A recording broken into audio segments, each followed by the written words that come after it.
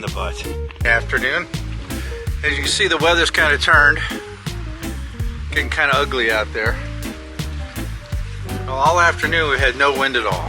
And then I'm sitting there just watching some TV and I felt a little shudder, a little bang. Well, not even a bang. I felt something. I know I hit bottom.